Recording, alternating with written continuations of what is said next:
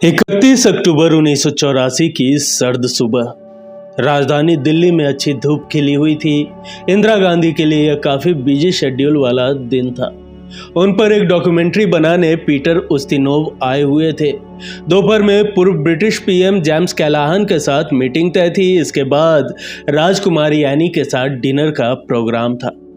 इंदिरा गांधी तैयार होने के बाद अपने घर एक सफदरगंज रोड से अपने ऑफिस बगल के बंगले एक अकबर रोड पर जाने को उठी। यहाँ पर पीटर उस्तिनोव उनका इंतजार कर रहे थे। कैमरे पर फोटोजेनिक होने के लिए उन्होंने अपनी बुलेट प्रूफ जैकेट नहीं पहनी थी। उस दौरान धमकियां मिलने के चलते उन्हें बुलेट प्रूफ जैकेट पहनने के लिए कहा गया था। गेट पर इंदिरा गांधी के सुरक्षा गार्ड सब इंस्पेक्टर बेअंत सिंह और संतरी बूथ पर constable Satwant Singh Sten gun लेकर खड़े थे। इंदिरा गांधी ने हमेशा की तरह दोनों को नमस्ते कहा। इतने में बेअंत ने .38 बोर की सरकारी रिवॉल्वर इंदिरा गांधी पर तान दी। तभी इंदिरा गांधी बोली, तुम क्या कर रहे हो? सेकंड्स की खामोशी के बीच बेअंत सिंह फायर करता है। गोली इंदिरा गांधी की पेट में लगती है। दूसरी तरफ एक और सिख गार्ड 22 साल का सतवंत सिंह 25 गोलियां इंदिरा गांधी के सीने में उतार देता है। उस वक्त देश के राष्ट्रपति ज्ञानी जैल सिंह ओमान में थे और इंदिरा गांधी के बेटे राजीव गांधी पश्चिम बंगाल के दौरे पर थे। नमस्कार, आप देख रहे हैं मोटिवेशन की। दोस्तों, आज के एपिसोड में हम बात कर रहे हैं भारत के छठे पीएम राजीव गांधी के प्रधानमंत्री बनने की पूरी कहानी और साथ ही उनकी कुछ सुनी अनसुने किस्सों के बारे में। तो चलिए शुरू करते हैं आज के किस्सों का सफर। लेकिन उससे पहले अगर अभी तक आपने इस चैनल को सब्सक्राइब नहीं किया है तो प्लीज सब्सक्राइब कर ले। सुबह 9 बजे वायरलेस पर पता लगा कि इंदिरा गांधी पर हमला हुआ है। पूर्व राष्ट्रपति प्रणब मुखर्जी ने अपनी किताब द टर्बुलेंट ईयर्स 1980-96 में लिखा है कि 31 अक्टूबर 1984 को राजीव गांधी पश्चिम बंगाल के कोंटाई में एक सभा को संबोधित कर रहे थे। इस दौरान मुझे पुलिस वायरलेस पर मैसेज मिला कि इंदिरा गांधी पर जानलेवा हमला हुआ है। वे राजीव गांधी को लेकर तुरंत दिल्ली पहुंचे। यह सुनते ही मैंने राजीव गांधी को चुपचाप एक पर्ची दी। उसमें लिखा था कि अपना भाषण छोटा कीजिए, हमें तुरंत दिल्ली चलना है। राजीव गांधी ने ऐसा ही किया। भाषण समाप्त होते ही राजीव गांधी ने मुझसे पूछा क्या हुआ। मैंने बताया कि इंदिरा जी पर हमला हुआ है। गनी खान चौधरी अपनी मर्सिडीज कार से हमारे साथ आए थे। मैं, राजीव और दूसरे नेताओं ने सरकारी एम्बेसडर कार का उपयोग किया था। गनी खान ने कहा कि आप मेरी मर्सिडीज ले जाइए, इससे जल्दी पहुंच जाएंगे। इस दौरान मैंने वहां के वरिष्ठ पुलिस अफसर से कहा कि दिल्ली संदेश भेजकर हमारे लिए एक विशेष विमान भेजे। सुबह 9:40 पे रुआ से राजीव बोले, क्या मेरी मां इसकी हकदार थी? प्रणब मुखर्जी लिखते हैं कि हम चारों, राजीव गांधी, गनी खान चौधरी, राजीव के निजी सुरक्षा अधिकारी और मैं, लगभग सुबह 9:40 बजे कोंटाई से निकले।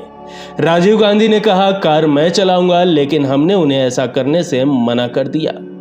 रास्ते में हमने रेडियो BBC ऑन किया। खबरों से पता चला कि इंदिरा गांधी को 16 गोलियां मारी गई थी। राजीव गांधी पीछे मुड़े और अपने PSO से पूछा कि VIP सिक्योरिटी गार्ड जो बंदूक चलाते हैं उनकी बुलेट कितनी ताकतवर होती है। PSO ने कहा कि सर, वे बहुत पावरफुल होती है। रुआ से राजीव मेरी तरफ मुड़े और बोले, क्या मेरी मां इन गोलियों की हकदार थी? हम में से किसी के मुंह से बोल नहीं फूटे और हम पत्थर की तरह बैठे रहे। कुछ देर बाद मैंने राजीव से कहा, हमारी सूचनाओं के अनुसार इंदिरा जी के साथ मारपीट की गई है। अभी तक उनके डेथ जैसी कोई बात नहीं है। इस दौरान BBC ने रेडियो पर खबर चलाई कि राजीव गांधी दिल्ली पहुंच चुके हैं। असल में हम अभी तक पश्चिम बंगाल की सड़कों पर कार दौड़ा रहे थे। तब मैंने राजीव गांधी से कहा, देखिए हम कहाँ हैं और ये क्या प्रसारित कर रहे हैं। जैसे ये खबर गलत है, इंदिरा जी की मौत वाली खबर भी गलत हो सकती है। कहानी 11:45 की। वायरलेस पर एक मैसेज मिला कि कोलाघाट में थर्मल पावर स्टेशन के हेलीपैड पर एक हेलीकॉप्टर इंतजार कर रहा है। वो हेलीकॉप्टर कलकत्ता ले जाएगा। स्टेट हाईवे की हालत बहुत खराब थी। तेजी से कार चलाना संभव नहीं था। कोलाघाट पहुंचने में 2 घंटे लग गए। प्रणब मुखर्जी लिखते हैं कि जब हम वहां पहुंचे तो देखा कि एक हेलीकॉप्टर वहां से उड़ चुका था। हमें लगा कि पायलट इंतजार करके चला गया। जब पूछताछ की तो पता चला कि पायलट हमें सड़क मार्ग पर खोजने निकला है। पायलट को बताया गया कि राजीव गांधी हेलीपैड पर आ चुके हैं, वो तुरंत लौटे। उधर दिल्ली में राजीव गांधी के चचेरे भाई और विश्वास पात्र अरुण नेहरू को जब पता चला कि राष्ट्रपति ओमान में है तो उन्होंने कांग्रेस के अन्य वरिष्ठ नेताओं से बात की। ज्ञानी जैल सिंह के उप सचिव रह चुके केसी सिंह ने अपनी किताब the Indian president in Insiders accounts of the gel Singh years में लिखा है कि अरुण की योजना थी कि जैसे ही राजीव गांधी कोलकाता से दिल्ली लौटेंगे उन्हें राष्ट्रपति की गैर हाजिरी में उपराष्ट्रपति प्रधानमंत्री पद की शपथ दिला देंगे। बाद में किसी ने सलाह दी कि यह ठीक नहीं होगा, इसे कानूनी रूप से चुनौती दी जा सकती है। काफी सोच विचार के बाद उपराष्ट्रपति से शपथ वाला आइडिया ड्रॉप करके ओमान से राष्ट्रपति को बुलाने का फैसला किया गया। दोपहर 1 बजे जब राजीव गांधी को कॉकपिट में पता चला कि मान नहीं रही। कलकत्ता पहुंचने में 45 मिनट लगे। वहां इंडियन एयरलाइंस का विशेष विमान राजीव गांधी का इंतजार कर रहा था। 1 बजे उड़ान भरने के तुरंत बाद राजीव गांधी कॉकपिट में चले गए। प्रणब मुखर्जी लिखते हैं कि कुछ देर बाद वो वापस आए और हमें बताया कि उनकी मां इंदिरा गांधी अब नहीं रही। ये सुनते ही सन्नाटा छा गया। मैं बुरी तरह रोने लगा, लेकिन राजीव गांधी ने अपने आप को संभाला। वो शांत थे। ये गुण उनको अपने मां से विरासत में मिला था। नेहरू की मौत के समय इंदिरा गांधी ने ऐसा ही साहस दिखाया था। कोलकाता एयरपोर्ट से ही कांग्रेस के वरिष्ठ नेता बलराम जाखड़, गनी खान चौधरी, श्यामलाल यादव, उमाशंकर दीक्षित और शीला दीक्षित भी दिल्ली आए थे। जब इंदिरा जी की मौत की खबर के बाद सब संयमित हो गए तो सभी ने चर्चा शुरू कर दी कि अब आगे क्या किया जाना चाहिए। थोड़ी देर बाद मैं भी इसमें शामिल हो गया। हम इस नतीजे पर पहुंचे कि राजीव गांधी को पीएम बनना चाहिए। प्रणब मुखर्जी लिखते हैं कि मैं राजीव गांधी को विमान के पिछले हिस्से में ले गया। उनसे कहा कि आपको ही पीएम बनना होगा। उन्होंने मुझसे पूछा कि क्या आपको लगता है कि मैं मैनेज कर लूंगा। मैंने कहा हाँ, हम सब आपकी मदद के लिए मौजूद हैं, आपको सभी का फुल सपोर्ट मिलेगा। मैंने राजीव गांधी से कहा कि वे वापस कॉकपिट में जाए और दिल्ली में संदेश दे कि नई सरकार के शपथ लेने तक इंदिरा जी के निधन की आधिकारिक घोषणा नहीं की जाए। नए प्रधानमंत्री और इंदिरा जी की हत्या की घोषणा एक साथ होनी चाहिए। हालांकि उपराष्ट्रपति आर वेंकटरमन ने पहले ही दिल्ली में इसी तरह के निर्देश दे दिए थे। हमारा विमान लगभग 3 बजे दिल्ली में उतरा। कैबिनेट सचिव कृष्णा स्वामी राव साहब, गृह सचिव और अन्य अधिकारियों ने हमें रिसीव किया। वहां सांसद के साथ साथ राजीव गांधी के चचेरे भाई और विश्वास पात्र अरुण नेहरू भी उपस्थित थे। राजीव गांधी और वह तुरंत एम्स दिल्ली पहुंचे। हमले के बाद इंदिरा गांधी को वहीं ले जाया गया था। दोपहर 3:25 पर राजीव गांधी एम्स पहुंचे तो आंसुओं से भरी सोनिया अपने पति के गले लग गई। रशीद किदवई अपनी किताब भारत के प्रधानमंत्री में लिखते हैं कि सोनिया गांधी अपनी सास की हत्या से घबरा गई थी। वो बार बार याचना कर रही थी कि राजीव पीएम ना बने। पूर्व राज्यपाल पीसी अलेक्जेंडर अपनी किताब my days with Indira Gandhi में लिखते हैं कि सोनिया अचानक अपने पति को लेकर खुदगर्ज हो गई थी। पहले वो रिक्वेस्ट कर रही थी, फिर वो राजीव गांधी से झगड़ने लगी कि तुम पीएम नहीं बनोगे, अगर तुम पीएम बने तो वो तुम्हें भी मार डालेंगे।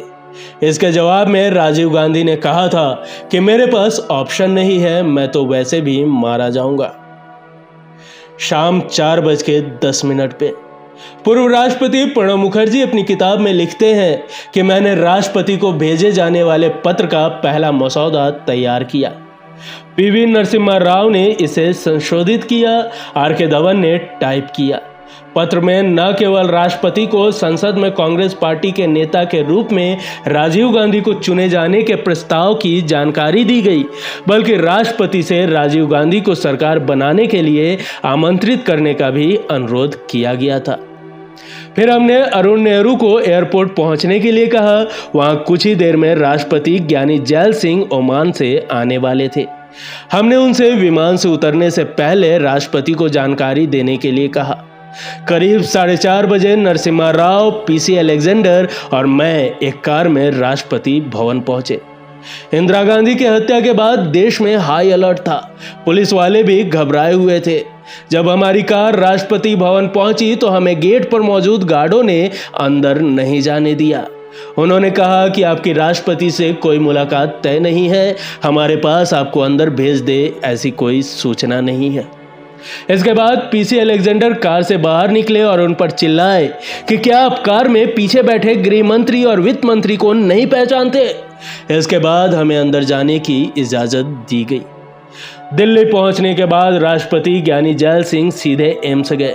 वहां से राजीव गांधी और वह दोनों एक साथ राष्ट्रपति भवन आए। राष्ट्रपति जैल सिंह ने हमें बताया कि उन्होंने राजीव को सरकार बनाने के लिए आमंत्रित करने का फैसला पहले ही कर लिया था। शाम 6:45 पर राजीव गांधी ने फैसला किया कि वह 3 अन्य लोगों पीवी नरसिम्हा राव, पी शिवशंकर और मेरे साथ शपथ लेंगे। सिख भावनाओं को ध्यान में रखते हुए बूटा सिंह को भी शपथ दिलाई गई। प्रधानमंत्री को शपथ लेने के लिए बुलाए जाने से पहले ज्ञानी जैल सिंह ने इंदिरा गांधी की आकस्मिक मृत्यु पर दुख व्यक्त किया। 2 मिनट का मौन रखा। इसके बाद राष्ट्रपति भवन से एक प्रेस विज्ञप्ति जारी की गई, जिसमें आधिकारिक तौर पर श्रीमती गांधी की मृत्यु की घोषणा की गई। उपराष्ट्रपति आर वेंकटरमन जो पास ही खड़े थे, उन्होंने दूरदर्शन पर देश को सूचित करते हुए एक साथ घोषणा की कि इंदिरा गांधी का निधन हो गया है और राजीव गांधी के नेतृत्व में एक नई सरकार ने शपथ ली है। राजीव गांधी की अगुवाई में 1984 के लोकसभा चुनाव में कांग्रेस ने 404 सीटें जीती। उन्होंने 5 साल 32 दिन प्रधानमंत्री के रूप में काम किया। वो देश के सबसे कम उम्र के पीएम थे।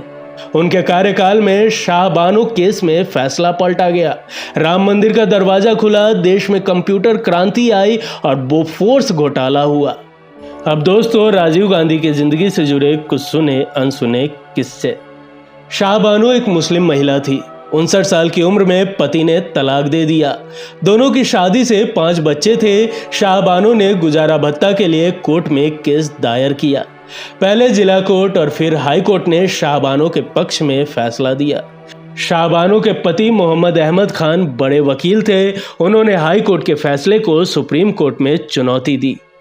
तर्क दिया कि जिस धारा 125 के अंतर्गत गुजारे भत्ते की मांग की गई है वह मुस्लिमों पर लागू नहीं होती, क्योंकि यह मामला मुस्लिम पर्सनल लॉ से जुड़ा हुआ है।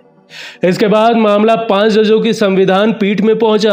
23 अप्रैल 1985 को तत्कालीन चीफ जस्टिस वाईवी चंद्रचूड़ की अध्यक्षता वाली संविधान पीठ ने शाहबानो के पक्ष में फैसला दिया। इससे मुस्लिम नेता भड़क गए। वे सरकार पर दबाव बनाने लगे। प्रधानमंत्री राजीव गांधी को लगा कि मुस्लिम वोट कांग्रेस से छिटक जाएगा। राजीव गांधी ने संसद में कानून लाकर सुप्रीम कोर्ट का फैसला पलट दिया। इसके बाद राजीव गांधी पर मुस्लिमों के तुष्टीकरण के आरोप भी लगे। उस वक्त तक अयोध्या राम जन्मभूमि आंदोलन जोर पकड़ने लगा था। हिंदुओं को खुश करने के लिए राजीव गांधी सरकार ने 37 साल से बंद पड़े विवादित राम जन्मभूमि और बाबरी मस्जिद का गेट खुलवाने के लिए 31 जनवरी 1986 को जिला कोर्ट में याचिका दायर की। अगले ही दिन 1 फरवरी जिला जज के.एम. पांडे ने गेट खोलने के आदेश दिए। इसके बाद वहां हिंदुओं ने पूजा अर्चना शुरू कर दी। हालांकि बाद में यह मुद्दा बीजेपी के लालकृष्ण आडवाणी ने कैप्चर कर लिया और गुजरात से अयोध्या तक रथ यात्रा निकाली। दोस्तों, एक बार राजीव गांधी ने अपने 3 एस्कॉर्ट वाहनों की चाबियां बहते नाले में फेंक दी और गुस्से में चले गए थे। पूर्व केंद्रीय गृह सचिव आर.डी. प्रधान अपनी किताब my years with Rahul and Sonia में लिखते हैं कि घटना 30 जून 1985 की है। इस दिन air chief marshal L.M. Katre की दिल का दौरा पड़ने से मृत्यु हो गई थी। भारी बारिश के बावजूद प्रधानमंत्री राजीव गांधी और उनकी पत्नी सोनिया गांधी संवेदना व्यक्त करने के लिए दिवंगत वायुसेना प्रमुख के आवास पर गए थे। लौटते वक्त राजीव गांधी ने सुरक्षा अधिकारी से कहा कि बाकी लोगों को बता दीजिए कि सुरक्षा काफिला हमारा पीछा न करे। कार राजीव गांधी खुद ड्राइव कर रहे थे। उनके साथ पत्नी सोनिया गांधी भी थी। थोड़ी दूर चलने पर राजीव गांधी ने देखा कि पूरा काफिला उनके पीछे चल रहा है। राजीव गांधी ने कार रोकी और मूसलाधार बारिश में ही बिना छाते के बाहर उतरे। पीछे चल रही तीनों एस्कॉर्ट कारों की चाबी निकाली और किनारे बह रहे नाले में फेंक दी। सुरक्षा में लगी सभी 6 कारें बीच सड़क में दिल्ली के राजमार्ग पर खड़ी थी। प्रधान लिखते हैं कि बड़ी समस्या तब हुई जब पीएम की कार में लगे वायरलेस से सुरक्षा कर्मियों का संपर्क टूट गया। 15 मिनट तक पीएम से कोई कम्युनिकेशन नहीं था। सभी की सांसें फूली हुई थी। राहत तब मिली जब राजीव गांधी और सोनिया सुरक्षित पीएम हाउस पहुंच गए थे। 24 मार्च 1986 को राजीव गांधी सरकार ने स्वीडन की हथियार बनाने वाली कंपनी एबी बोफोर्स से 1437 करोड़ रुपए का सौदा किया। इस सौदे के तहत इंडियन आर्मी को 155 mm वाली 400 होवित्जर तोप की सप्लाई होनी थी। इसे देश के ज्यादातर लोग बोफोर्स तोप भी कहते हैं। वरिष्ठ पत्रकार देवाशीष मुखर्जी अपनी किताब The Disruptor How VP Singh Shook India में लिखते हैं कि इस डील में भ्रष्टाचार के आरोप लगे। इसी के चलते राजीव सरकार में रक्षा मंत्री रहे वीपी सिंह ने 12 अप्रैल 1987 को इस्तीफा दे दिया। इस्तीफे के 4 दिन बाद 16 अप्रैल 1987 को स्वीडन के रेडियो में खबर चली कि भारत के साथ हुए रक्षा सौदे में घुसखोरी हुई है। स्वीडन की मीडिया ने दावा किया कि डील के लिए एबी बोफोर्स कंपनी ने भारत सरकार के बड़े नेताओं और रक्षा विभाग के अधिकारी को 60 करोड़ की घूस दी है। मीडिया की खबरों के अनुसार राजीव गांधी के नजदीकी इटली के एक बिजनेसमैन ओत्तावियो क्वात्रोक्की ने इस मामले में बिचौलिए का रोल निभाया था। उन्होंने दलाली की रकम नेताओं तक भिजवाई थी। आरोप प्रत्यारोप के बीच 1989 के चुनाव हुए जिसमें कांग्रेस पार्टी की हार हुई। राजीव गांधी ने अपने कार्यकाल में श्रीलंका में शांति सेना भेजी थी, जिसे तमिल विद्रोही संगठन लिट्टे यानी लिबरेशन टाइगर्स ऑफ तमिल इलम नाराज चल रहा था। 1991 में जब लोकसभा चुनावों के लिए प्रचार करने राजीव गांधी चेन्नई के पास श्री पेरद्दूर गए तो वहां लिट्टे ने राजीव गांधी पर आत्मघाती हमला करवाया। राजीव गांधी को फूलों का हार पहनाने के बहाने लिट्टे की महिला आतंकी धनु आगे बढ़ी। उसने राजीव गांधी के पैर छुए और झुकते हुए कमर पर बंधे विस्फोटकों में ब्लास्ट कर दिया। धमाका इतना जबरदस्त था कि कई लोगों के चीथड़े उड़ गए। जब धुआं छटा तो राजीव गांधी की तलाश शुरू हुई। मांस के लोथड़ों के बीच राजीव गांधी का पैर दिखाई दिया जिसमें उन्होंने लोट्टो का जूता पहन रखा था। उनका हाथ भी दिखा जिसमें गुची की घड़ी बंधी थी। उनका शरीर औंधे मुंह पड़ा था और सिर फट चुका था। और इस तरह भारत के इस छठे प्रधानमंत्री का बेहद ही दर्दनाक अंत हुआ। दोस्तों, भारत के छठे प्रधानमंत्री राजीव गांधी के किस्सों के सफर में आज के लिए यहीं तक। वीडियो आपको कैसा लगा हमें कमेंट कर जरूर बताएं। दोस्तों, अगर आपको आज का ये एपिसोड पसंद आया हो तो वीडियो को लाइक और चैनल को सब्सक्राइब करना ना भूलें। मिलेंगे अगले एपिसोड में भारत के अगले प्रधानमंत्री के कुछ सुने अनसुने किस्सों के साथ। तब तक के लिए नमस्कार।